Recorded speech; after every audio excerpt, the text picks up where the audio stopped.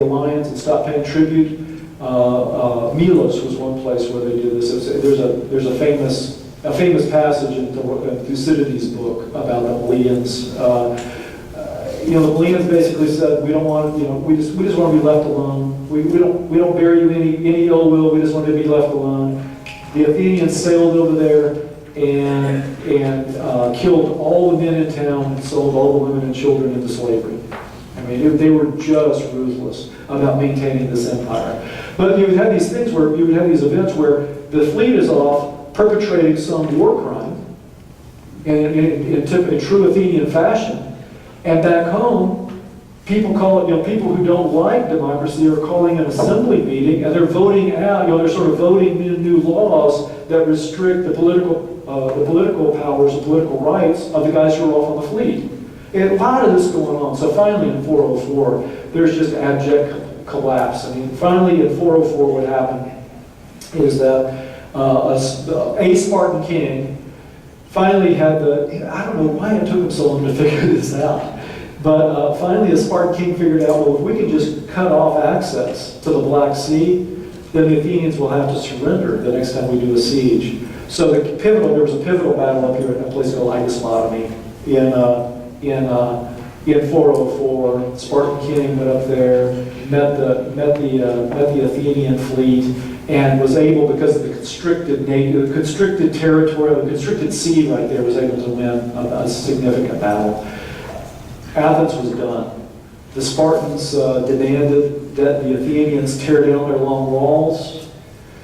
The Spartans instituted a new government in Athens, which was oligarchical. They basically identified 30 people. They're called the 30, and put the 30 in charge. The 30 just happened to be guys who hated democracy and were perfectly happy to have been conquered by the Spartans and wanted to try to duplicate a Spartan form of government. The 30 killed several thousand people in the course of about 8 months, political opponents. All the while, a Spartan garrison being in town supervising the destruction of the long walls.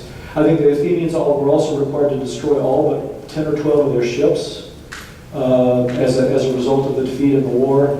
But what happened, this itself is remarkable. I mean, the conditions in Athens became so brutal. There were so many political killings that world opinion rose up against the Spartans. As all the other Greek cities said, to the Spartans, said, you guys have to do something about this. You can't let this slaughter continue. So the Spartans finally put a stop to it in 402, 401. And the Spartans insisted that there be an amnesty adopted by the Athenians. And that from 402 or 401 on, no one in Athens could ever be brought to trial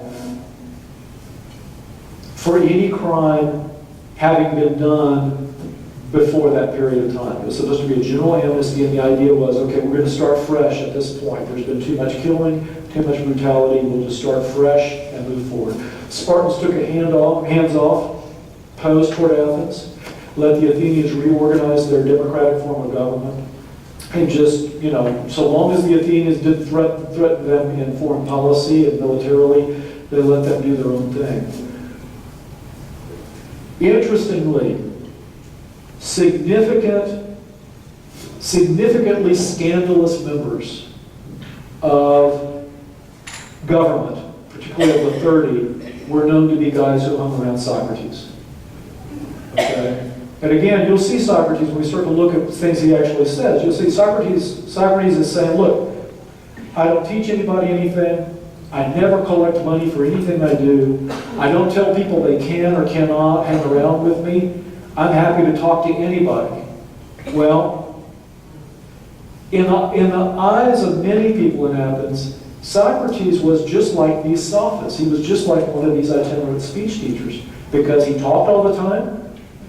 He was a smart aleck. He had a lot of young men hanging around him. And many of those young men turned out to be corrupt and criminal. So clearly Socrates is at fault. Right? Clearly it's his fault. He is teaching them bad stuff. He said, no, I'm not a teacher. You can't blame me.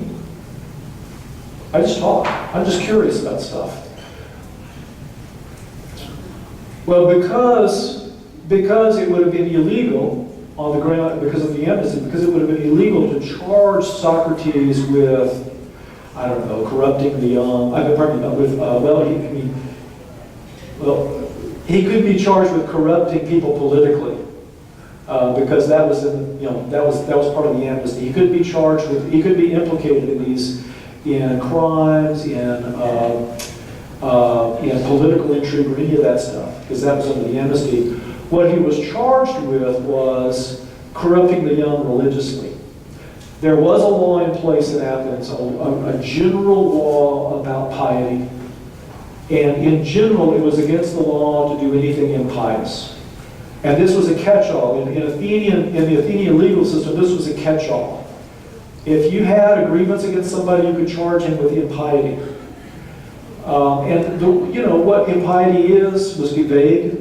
Just like it is, for us. It's just a little bit vague. What is impious? Is it wearing a hat in church?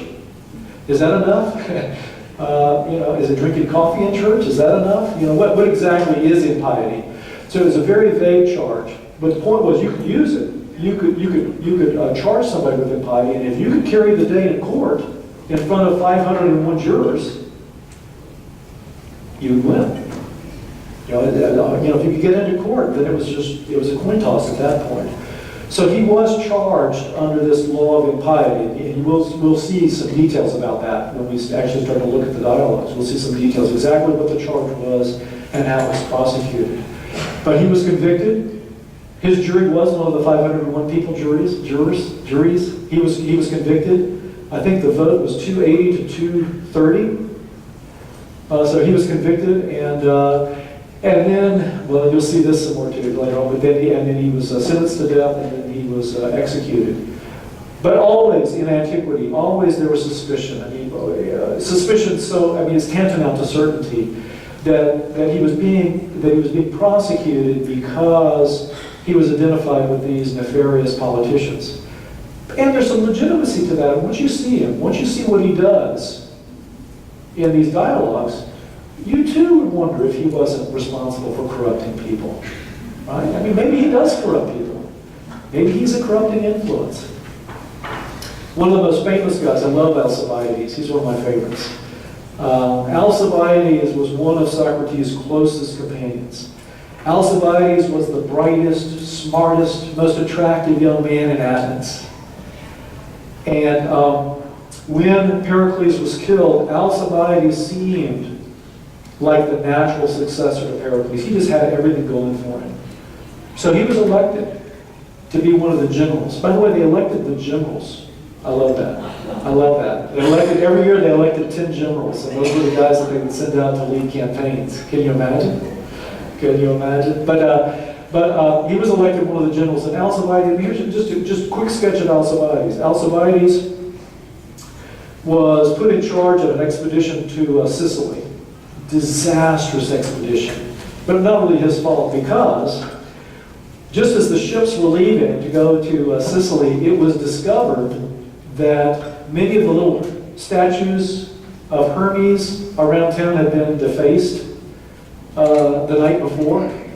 And then the rumors got going, and the rumors said, well, it was actually Alcibiades and his buddies. They got drunk the night before they left, and they defaced all these statues. And moreover, they make fun of religious rituals. When they get together and drink too much, they mock religious rituals.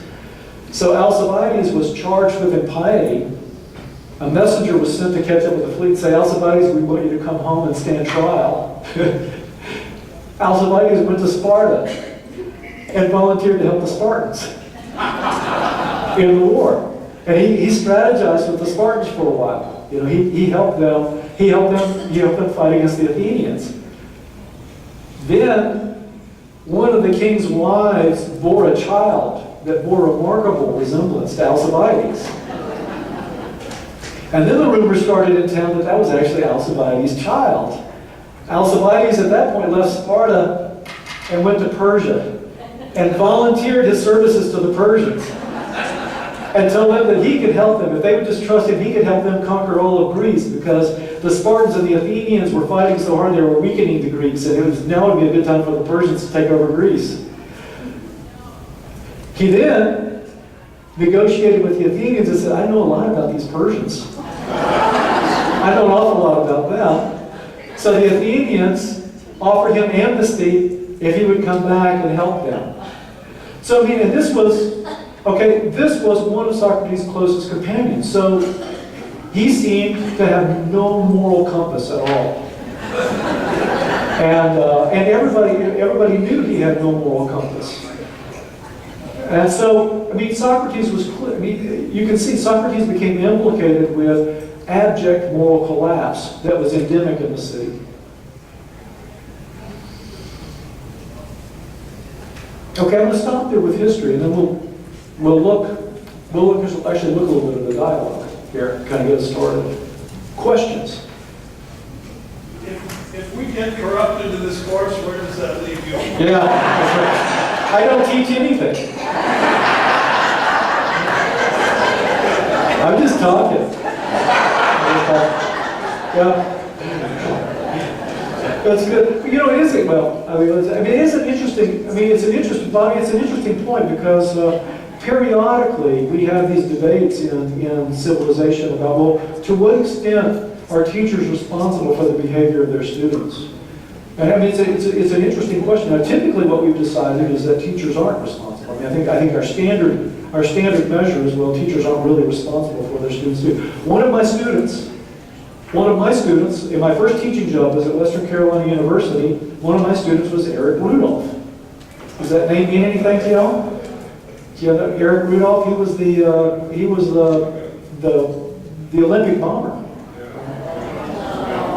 And he bombed a number of abortion clinics, and then he set off a bomb at the Olympics in Atlanta. Then he was hiding in the Smoky Mountains, not far from where I lived for years. He was up in the Smokies, and then he finally turned himself into the FBI. And I don't know why he turned himself in, but I mean, so yeah, I hope it wasn't my fault that he became a bomber. And I don't recall Eric at all. I don't recall him, and I don't recall, but he was one of my students. The FBI interviewed me about him, and I said, I just don't remember him. I'm sorry to say. But I mean, he was in a class of 40 or 50 people, but that's a creepy moment when you find out that. Okay, well, let's look at the book, because I want to kind of give you a taste for what. Let me see what mine is. The Euthyphro. Okay, this is a little trilogy, so we've got like 10 more minutes. Am I right, Gene? Okay, good. This is a set. Euthyphro, Apology, Plato is a set. Okay, let me talk a little bit about Plato. Plato was also one of the guys who hung around with Socrates.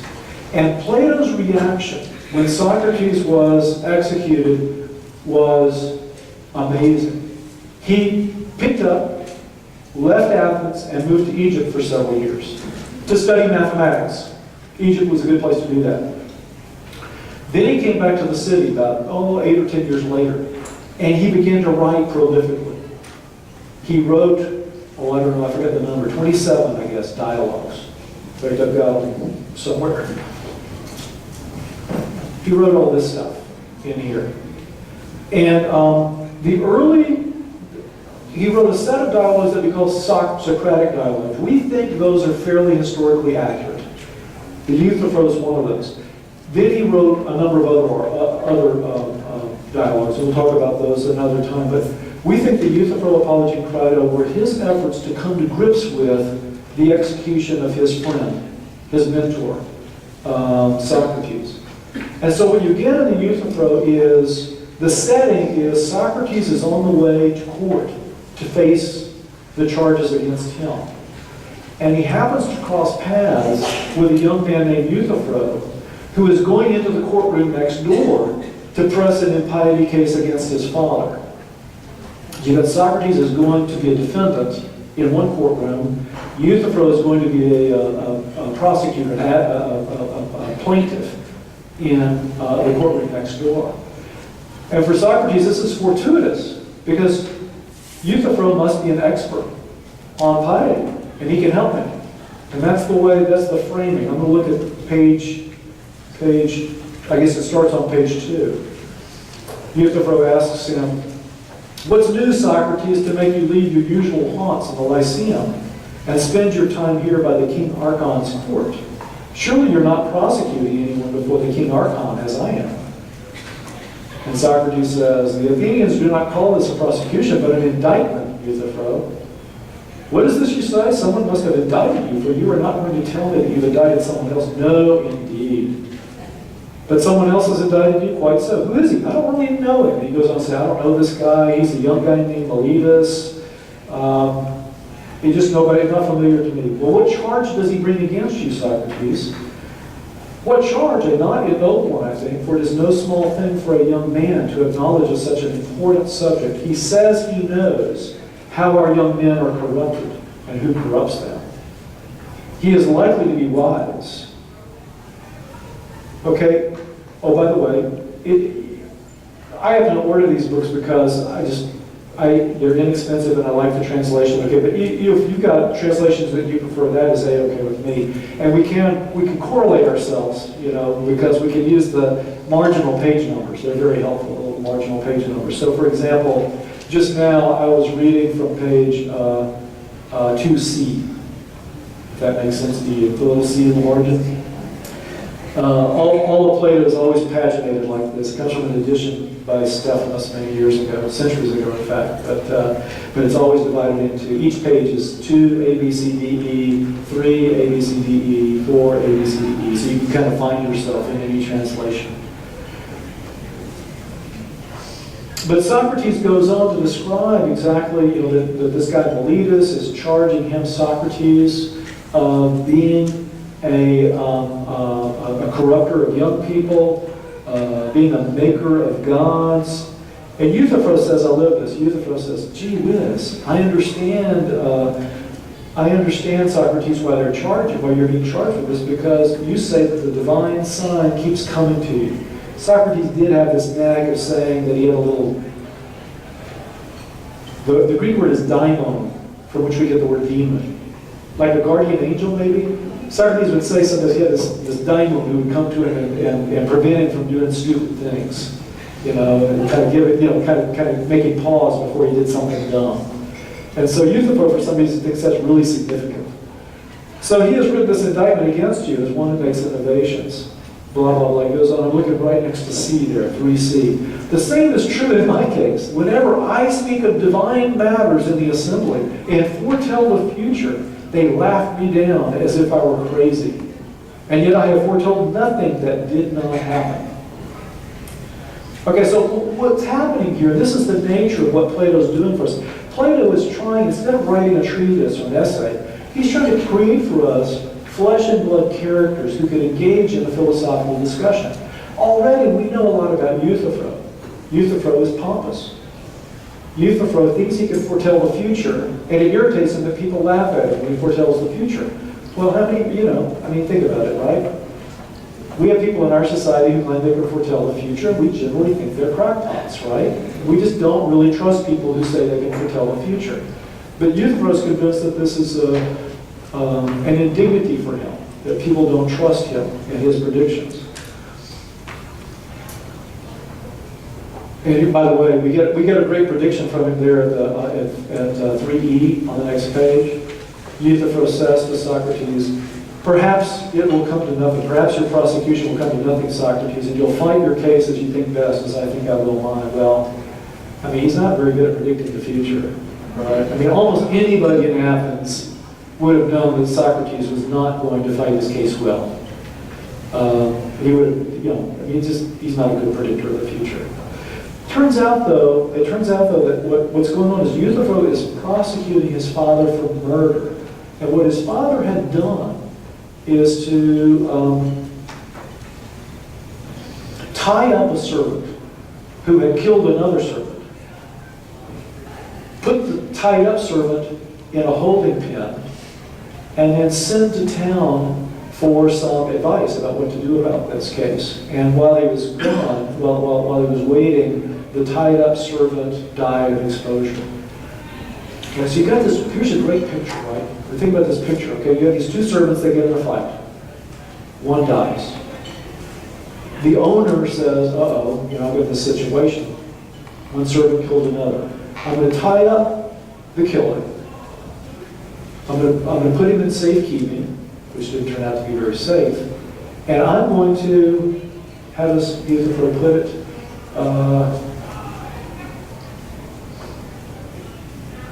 He sent a man here to inquire from the priest what should be done. That also tells us something about Euthyphro, right? Euthyphro is an expert on religious matters, right? He's in the house watching TV, right? He's watching the football game on TV. His dad has a religious question. So his dad sends to town for a priest. I love that picture, right? So it's not only that the townspeople laugh at Euthyphro when he claims to be an expert on religious matters, his own father doesn't even consult him when he needs some advice religiously. So we're learning, you know, as Plato's marvelous about this. As we get into the dialogue, what we realize is Euthyphro is pompous. Nobody trusts his judgment.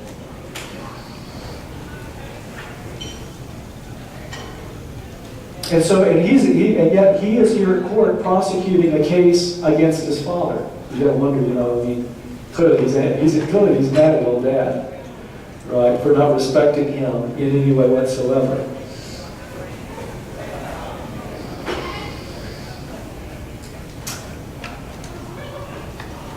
Socrates, okay, and I'm looking here okay,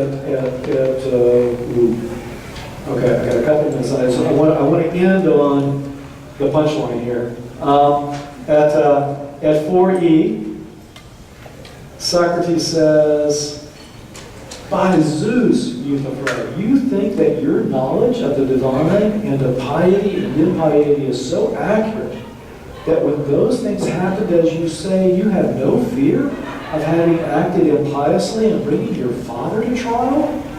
Euthyphro's response, I should be of no use, Socrates, and Euthyphro would not be superior to the majority of men if I did not have accurate knowledge of all such things.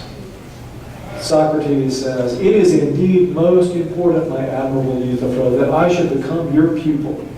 And as regards this indictment, challenge Meletus about these very things and say to him that in the past too I considered knowledge about the divine to be most important. And now he says, I'm guilty, I have become your pupil.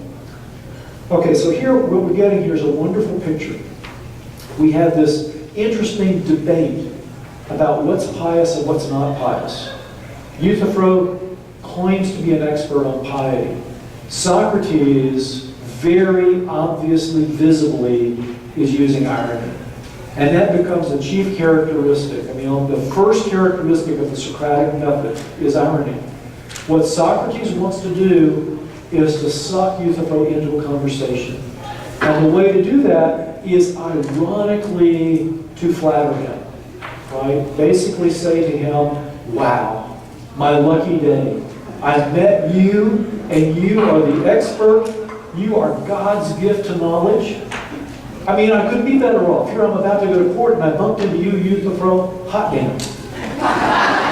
Right? Hey, tell it to me, man. Tell me what piety is, because then I can tell Meletus what piety is. I can win this court case.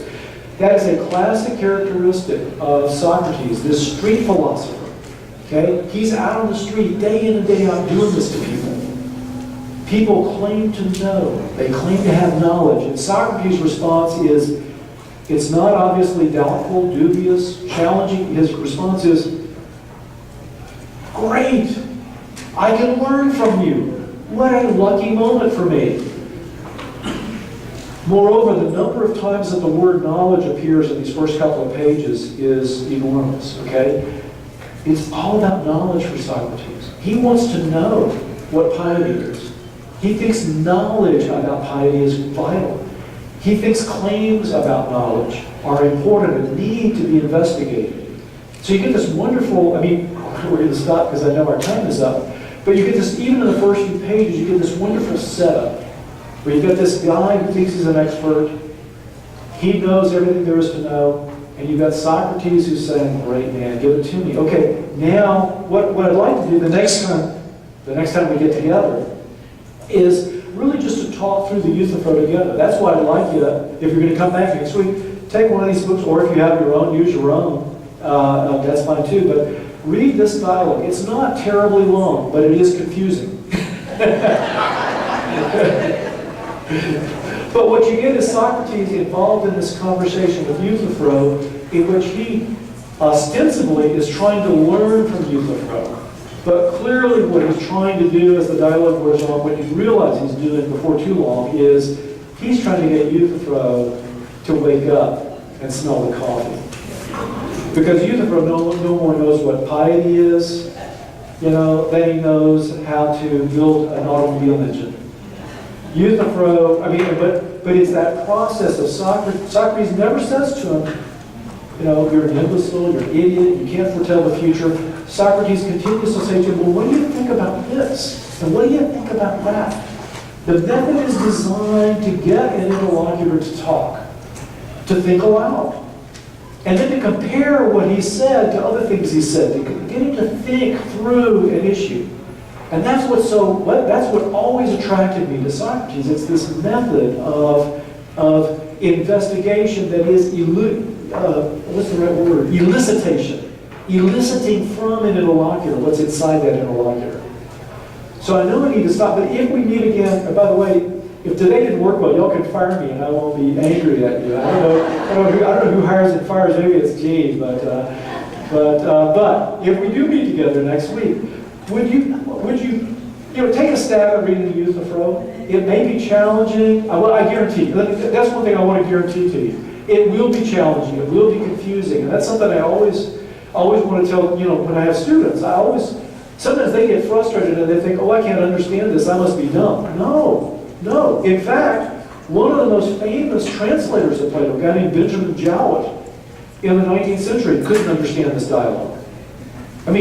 Generations of English school kids read Jowett's translation of this dialogue and they just completely missed the boat because he couldn't understand it when he was translating it. So it's hard stuff. It's not easy stuff. So if you find it difficult, hey, join the club. I'm with you right there. Okay. Hey, I've been doing some things.